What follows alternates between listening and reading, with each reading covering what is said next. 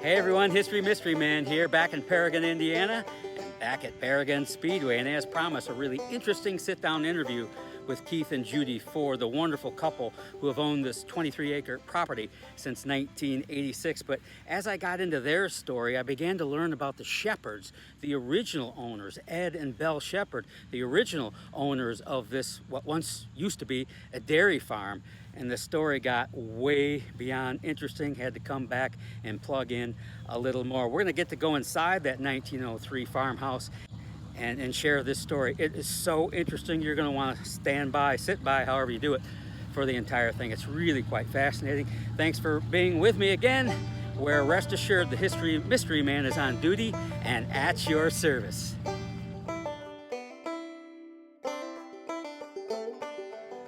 This story is so Americana. Now, you have to remember, this wasn't just a racetrack.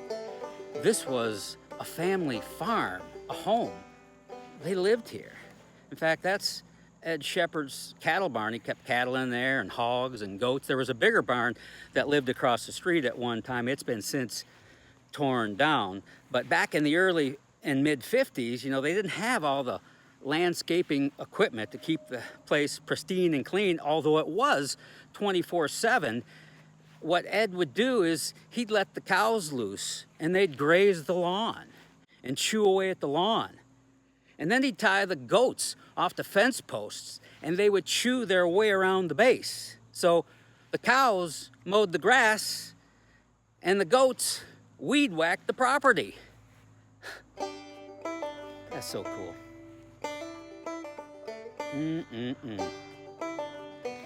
How are you doing? Wonderful, wonderful. You guys doing all right? Sure. Hey, that's Belle Sheppard's old chicken house. It is. Here. Yeah, that's where the still was hidden. Yeah. He had a still in a smokehouse somewhere, and they would, in the fall, they would get the corn and make whiskey, and then he would hide his still up there. Same smokehouse that Belle smoked her sausages and hot dogs out of. And then the smokehouse burnt down, and Big Ed called Eddie, said, "You got to get down here before somebody else does." So they drug the old still out of the ashes and went up there on one of the hills and dumped it in a big holler. I heard that story. You've been inside her chicken house? Yeah. It had a metal baby bed in there, and we got it. That was the Shepherd's baby bed. I Yeah. still have Wow, you still have it? You said you found some of Belle's old milk bottles? Canning jars. Yeah. And the carriers, the metal carriers. Yep. and- Wow. Yeah. Hey, welcome to Belle Sheppard's chicken house at the bottom of the hill. It's a little rickety these days, but fortunately no one has torn it down. This is truly a chunk of the Paragon Speedway story. She fed her family out of that chicken house and her race fans, so she took this place very, very seriously. Poultry, the eggs, the whole thing. And it's well known through the family that black snakes, abundant in the area, would often crawl and wiggle their way inside that old chicken house and swallow them chicken eggs whole. And Belle didn't like that. You didn't mess with her food chain. And she would regularly have to go in there with her famous crowbar that the family still has and drag those black snakes out of there. Often they'd be coiled up right underneath the chickens, right at the eggs. She'd drag them out with that crowbar. And if that didn't work, if she couldn't hook them with the crowbar, she'd grab them with her bare hands, pull them out here on the lawn, and beat the living you-know-what out of them. And if they weren't dead enough yet, she'd take them out on the highway and string them across the highway so that the cars would run them over. Often motorists would see white chicken eggs popping out of those old dead snakes. But Belle Sheppard's chicken house, that's a chunk of history. Whew, it's a scorcher here today in Perrigan, Indiana, sweating like a hog here, but that's okay.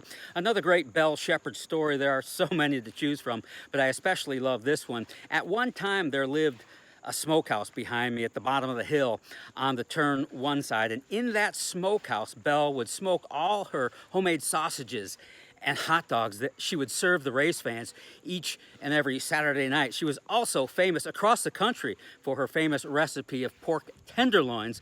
Unfortunately, that recipe went to the grave with her, but homemade hot chocolate, I mean, from scratch. It was, people not only came to see the great racing at Paragon Speedway, they came to have a good old-fashioned homespun quality American dinner made by Belle Sheppard. I mean, it's just one great story after another. This place just, it's incredible. I just love it. By the way, there is a reason that smokehouse is no longer standing. It wasn't like someone irresponsibly tore down a chunk of the history here at Paragon Speedway. It was because it actually burned down. Ed Sheppard would sub out of that shop, the same one that Belle did all her homemade sausages and hot dogs in. He would go in the after hours and distill whiskey. Yeah, more on that later. But yeah, in some sort of distillery accident, the place caught fire and burned down. Cattle barn. So Billy Sheppard told me to go behind the old chicken house. There's an old loft door back there. He says it's still there. That's where Ed Sheppard kept his distilled whiskey, but you really can't get back there anymore. And so I'm not even, God dog it, I came this far. I'm gonna crawl through the poison ivy and God, there's my first snag. If I see one black snake back here, I am running. Oh, shit. I saw something. It scared the crap out of me. Oh my God, why do I do this? You, ow! Son of a bitch, that was my head. God. Well, for all that, I found it. There's the old loft door. The backside of the chicken house where Ed Sheppard kept his distilled whiskey. Wow. Oh, man. When's the last time someone put a key in that lock? Welcome to the show. Glad to have you along.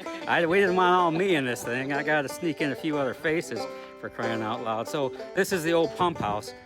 What about it? What's This thing will pump the water, but what Billy likes to tell about this was his dad, his grandpa, Ed, had a buddy that would have some dynamite, and they would blow stumps and places around the barn and around the track to clear things out.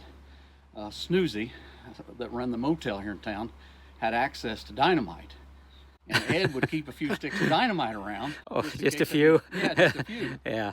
But then when he passed away in the early 70s, Billy and his dad actually knew that there was some dynamite in the place somewhere in a wooden box. And they searched and searched and couldn't find it. So that dynamite lived here for years before they found it? 4 years later, they found it in the well house, and it was all wet. So they were afraid they had to get the bomb squad. Oh my gosh. Have some people and pay some people. But the crazy thing is, you know, we're right off of turn 3 and 4. Can you imagine if a car come off the turns and hit the well house and put that dynamite Talk up? about 4th of July party. Yeah. Wow. Yeah, Yeah, that's the story about the well house. that is interesting. You know, for every story, there is a beginning, a middle, and an end. The beginning of Paragon Speedway is exceptionally interesting. Well, we know the Speedway came to be in 1954, but the story goes back to 1926 when Ed Sheppard mounted his horse and galloped away from his Worthington, Indiana home and trotted off toward Rockville, Indiana, where he saw his first and fell in love with auto racing at Jungle Park Speedway, the old Jungle Park, which is still there. And he brought that idea home, but it kind of just festered in his mind for decades until one day here at the family dairy farm, his son, young Eddie Sheppard, said, "You know, Dad, look at this natural hill we have here." That hill, by the way, where the people sit is not manufactured. No, that hill was here. And little Eddie said, "You know, we got a big hill to put people on. What a beautiful setting and the perfect place for a racetrack." And that's when the wheels really began turning in the early 1950s. And in 1954, beautiful little Paragon Speedway came out with its first season of championship racing. And the rest is history.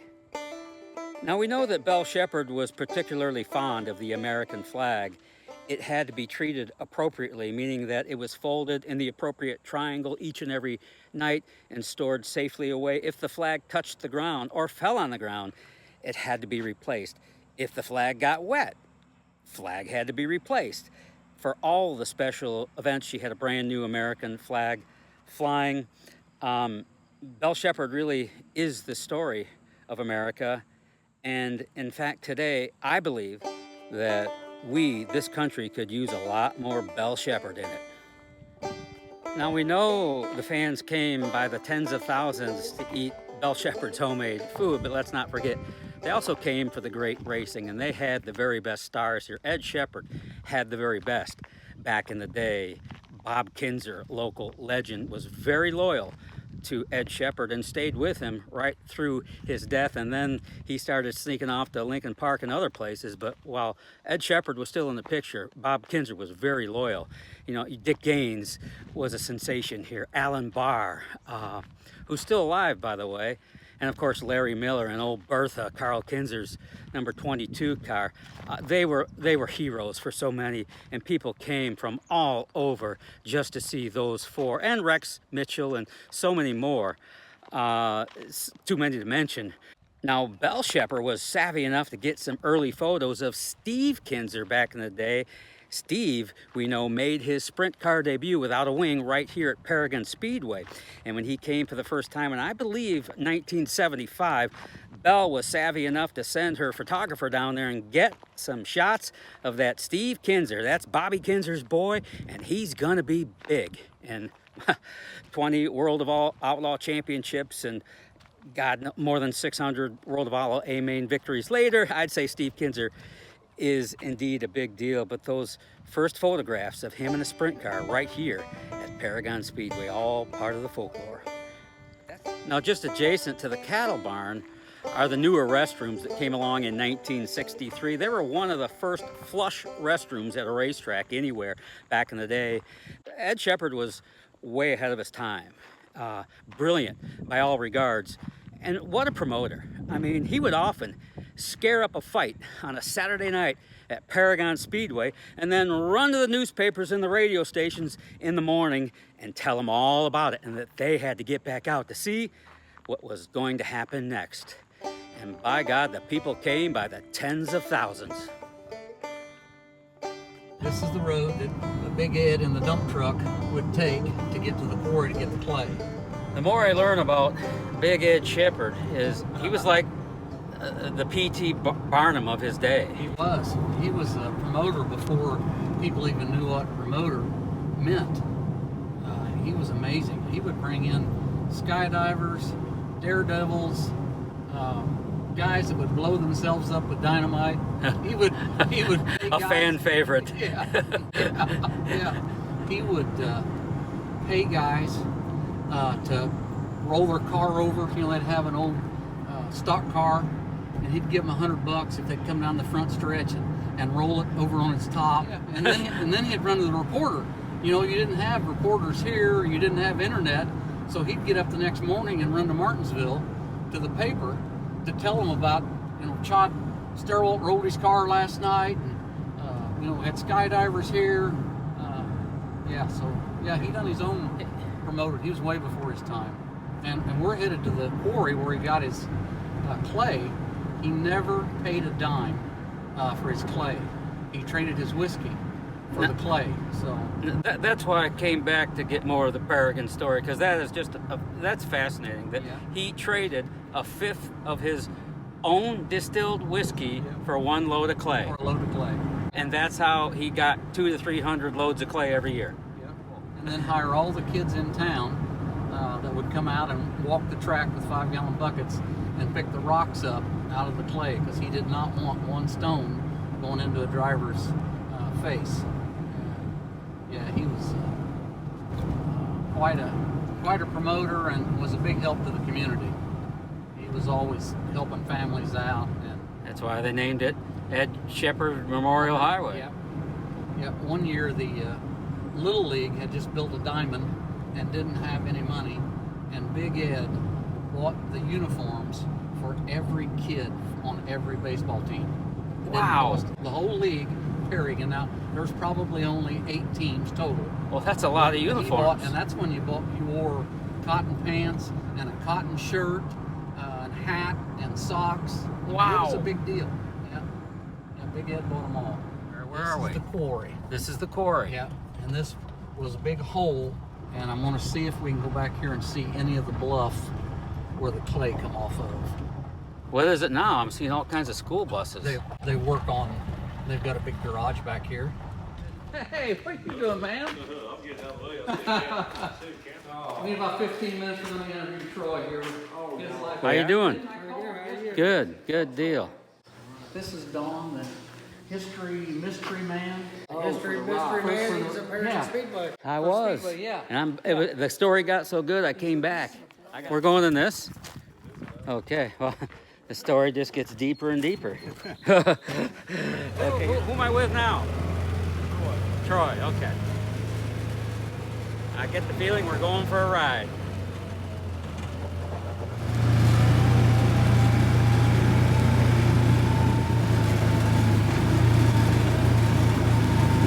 This used to be one of the plastic buildings.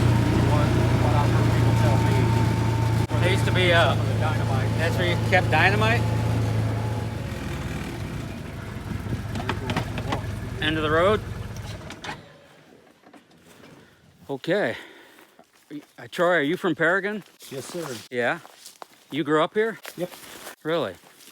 What was it like growing up in Perrigan, Indiana? I still live here. Well, I love that. That's all I need to know. That's cool. Yeah, you're at the ledge. So. I'm at the ledge, so I don't need to take too many more steps. Is that what you're saying? Oh my God. Yeah, that's straight down. Woo! Holy. Well, I know you probably can't tell, but I take another couple steps and I'll be going for a ride I not bargained for. I got this branch, yeah. Jeez, the things I get into. Oh, wow. Whoa, I can see it now. Lord mercy. That is straight down. That's what that, wow. This is, aren't there some caves back here or something? Boy, that's a huge Oh, I'm sure there is. chunk of quarry. Wow. But this is where the original clay came from to make the original Paragon Speedway. And Ed Sheppard, who distilled his own whiskey, would trade 1/5 of whiskey for 1 load of clay. And that's how it went. That's how he got the free clay to build Paragon Speedway. That's a cool story. Wow, that is a big quarry. Whew. I've gone far enough here because there's the edge. That's not an edge I want to tiptoe on at the moment. That's cool. So appreciate you digging through the weeds with me back here to Hey, no problem. help find this place. Wow. See you guys. See you. Here. See you. Thank you so much.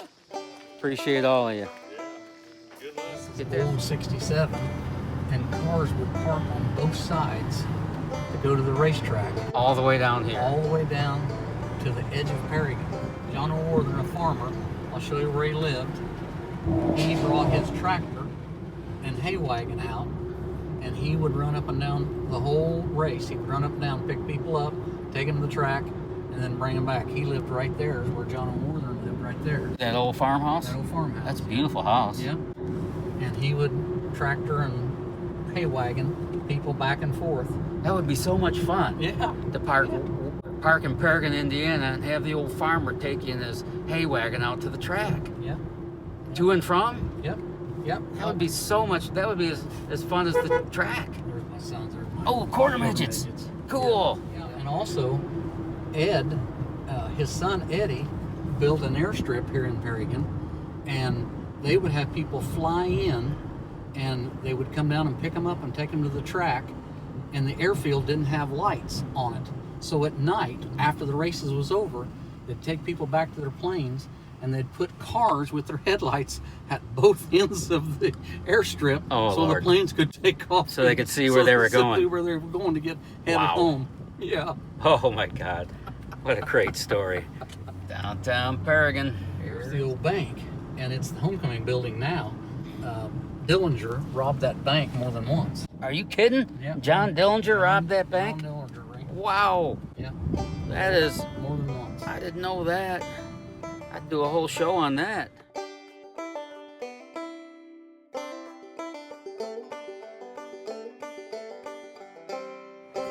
Now here's an iconic building, very central to the story. Ed Sheppard built the Paragon liquor store in 1965. It's still here.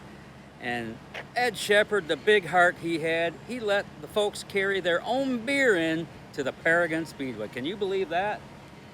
Guess where they bought their beer? The only liquor store in town, right here at Ed Sheppard's liquor store.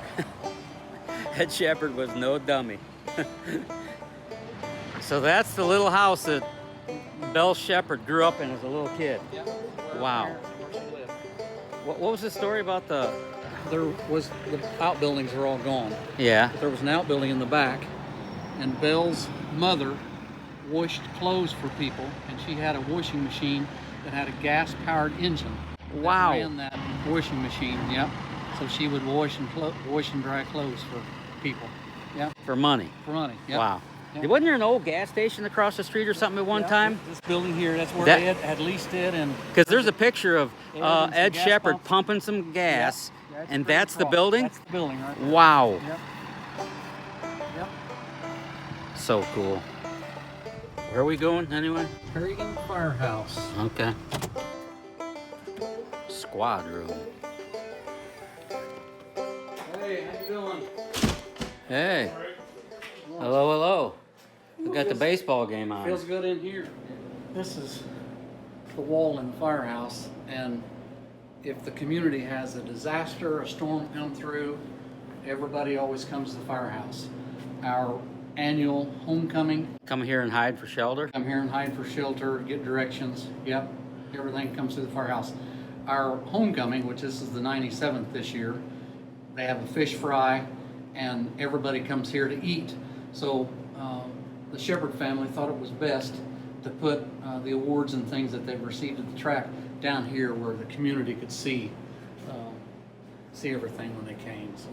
And I think HARF today, the Hoosier Auto Racing Fan Club, puts out a hospitality award in Belle Sheppard's name still. Yeah, they sure do. Yeah. Yep, they sure do. That's cool. There's Big Ed. Yep.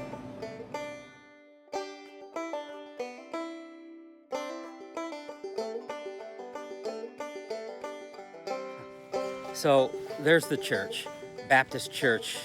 First came to be here in 1829. This particular church was built in 1860, and inside that church is where Big Ed and Belle Sheppard were married.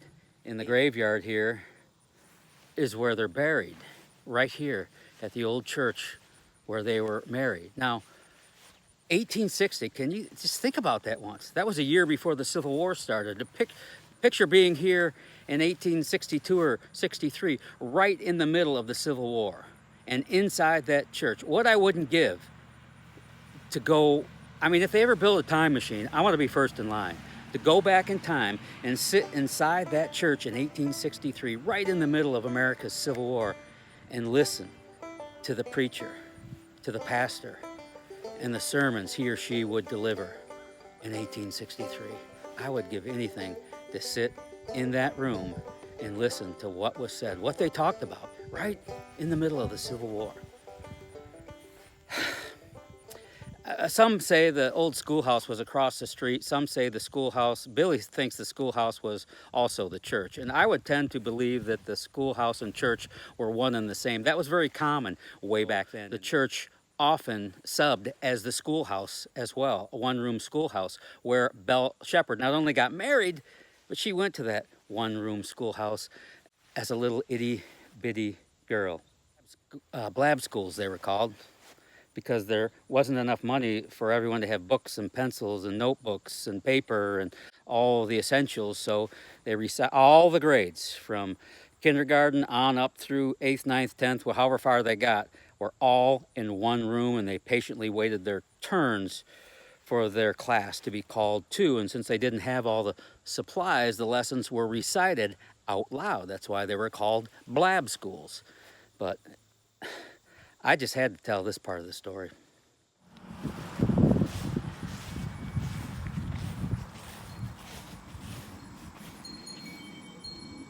Here lies Ed and Belle Sheppard, right next to the old church they were married in, right next to the old schoolhouse. Thanks for Paragon Speedway.